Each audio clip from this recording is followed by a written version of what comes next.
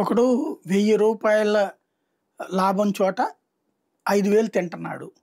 వాడిని హీరో గారు పట్టుకుంటారు. పట్టుకుని "ఇట్లా దోస్తావరా నువ్వు దొంగెదవా" అని చెప్పేసేసి ఆడిని చితక్కొట్టేస్తారు. వాడి డబ్బులన్నీ జనాలు పంచుకోమంటారు. అక్కడ హీరో. అదే సందర్భంలో ఇంకొకడు విద్యతో వ్యాపారం చేస్తున్నాడు.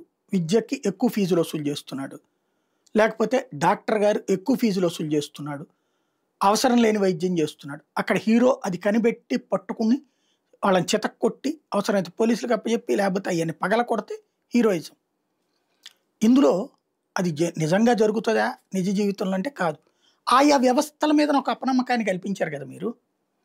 డాక్టర్లందరూ దొంగలే. 'ఠాగూర్' సినిమా చూశాక ఇవాళ ఎవరన్నా ప్రతి హాస్పిటల్కి వెళ్ళినప్పుడు డాక్టర్ గారు చెప్తారయ్యా ఇందులో అవకాశం ఉన్నది 20% మీరు చేయమంటే చేస్తామంటారు.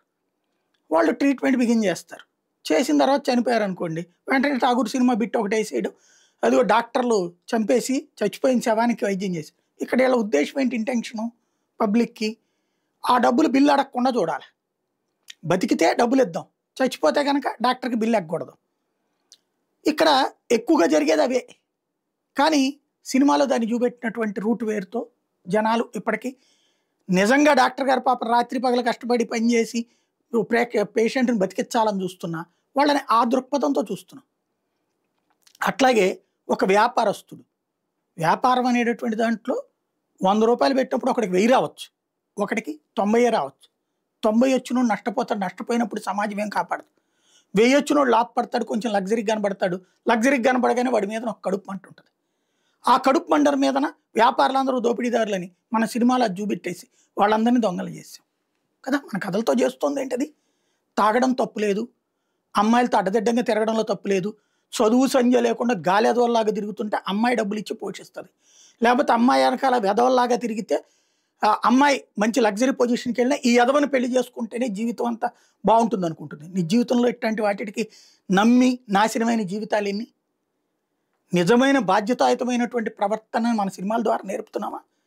పాత సినిమాలు అట్లా నేర్పినాయి, సమాజానికి అద్దం పట్టినాయి. ఇప్పుడు సమాజాన్ని మార్చడానికి సినిమాలు వాడుతున్నారు. ఇవాళ ఆ సమాజం రియాక్ట్ అయిన సమాజం నిన్ను తిడుతోంది. ఎవడబ్బా సొమ్మని దోచుకుంటున్నావురా అంటోంది. ఇవాళ సోషల్ మీడియాలో ఐబొమ్మ రవికి వస్తున్న మద్దతు సినిమా రంగం యొక్క వ్యవహార శైలికి నిదర్శనం. మీరు తెచ్చినటువంటి చైతన్యమే మిమ్మల్ని కొడుతోంది. ఇష్టం వచ్చినట్టు బయట రోడ్డు మీద 50 రూపాయలకు దొరికే పాప్కార్న్ 500కి ఎవడమ్మా అన్నాడు. బయట 30 రూపాయలకు 40 రూపాయలకు వచ్చే కూల్ డ్రింక్ లోపల 400కి ఎవరమ్మన్నారు అంటే నువ్వు కొంటే కొను లేకపోతే మానేసి అంటే లోపల నేను కొనడానికి అవకాశం లేకుండా చేశారు కదా మీరు. నువ్వు 2 పెట్టు 3 పెట్టు, 50 రూపాయలు పెట్టు, 100 పెట్టు, 300 పెట్టు, 400 పెట్టు, అప్పుడు నాకు ఛాయిస్ ఉన్నట్టు. అది కస్టమరిజం, అది వినియోగదారుల విధానం. నువ్వు నాకు అవకాశం లేకుండా చేసి నన్ను బలవంతంగా నా చేత ఎక్కువ దోచేసుకుంటే తప్పేవరిది? ఇదివరకు 4 సినిమాలు 5 సినిమాలు ఒకే రోజు వచ్చాయి అని 4 థియేటర్లు మా దగ్గర 50 థియేటర్లు 60 థియేటర్లు ఉండేవి. 4 రకాల సినిమాలు ఉండే. ఇది కాకపోతే అది, అది కాకపోతే ఇది చూసేవాళ్ళు.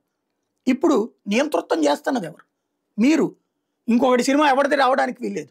ఈ సినిమా వారం రోజులు 10 రోజులు 2 వారాలు మేము అనుకున్నంతసేపు ఆడాలి. ఇంకెవరికి ఇంకొక ఛాయిస్ లేదు. కన్జ్యూమర్గా నా ఛాయిస్ని తొక్కేస్తున్నావు నువ్వు. కాబట్టి నేను నిన్ను తిడతా. ఎందుకని? నా హక్కుని కాలరాస్తున్నాను. నీకు సినిమా వాళ్ళంటే పెచ్చ, సినిమా వాళ్ళ దగ్గర ఫోటో దిగితే చాలనుకునేటటువంటి దిక్కుమాలిన దరిద్రపు జబ్బు ఉన్నటువంటి రాజకీయ పార్టీల నాయకుల కోసం వాళ్ళు మీకు సాష్టాంగ ప్రణామం చేస్తున్నారు. మీరు అడిగినట్టు రేట్లు పెంచుకోవడానికి పర్మిషన్ ఇస్తున్నారు. మీరు ఎంతో దోచుకుంటున్న థియేటర్లలో ఆపట్లేదు, కాపాడట్లేదు జనాల్ని. కాబట్టి వాళ్ళని ఉమ్మేసుకుంటున్నారు. కానీ అలాగని వదిలేయలేం. ఎందుకంటే మా దరిద్రం ఏంటంటే మీరు తీసే ఆ సినిమాలు ఇదివరకు 100 చూసాం, ఇవాళ రోజున ఒకటే చూస్తున్నాం. కాబట్టి థియేటర్లు కాకపోతే ఓటీటీలో చూస్తున్నాం. మా కర్మ ఏంటంటే ఆల్టర్నేటివ్ లేకపోవడం, ఛాయిస్ లేకపోవడం. ఇవాళ రోజున వచ్చి మనం నీతులు చెప్తున్న ఐబొమ్మ రవి, ఐబొమ్మ రవి చేస్తే ఖచ్చితంగా క్రైమ్. కానీ అతనికి సొసైటీ మద్దతు ఇస్తున్న కారణం మీరు సినిమాల్లో చూపెట్టే దోపిడీని మీ థియేటర్లలో మీరు ఆపట్లా. మీరు సినిమాల్లో చూపెట్టే హీరోయిజాన్ని మీ థియేటర్లలో మీరు కంట్రోల్ చేయట్లా. మీరు సినిమాల్లో చూపించే నిజాయితీ మీ టిక్కెట్ల దగ్గర ఉండట్లా. ఎక్కువ రోజులు ఆడట్లేదు కాబట్టి ఆడిన రోజుల్లోనే దోచేసుకోవాలనుకుంటున్నారు మీరు. అలా దోచేసుకోవాలనుకున్నప్పుడు మిమ్మల్ని దోచేవాడిని తప్పేమో అనుకుంటున్నారు జనం. ఇది ఆలోచించుకోవాలి ఎప్పటికైనా.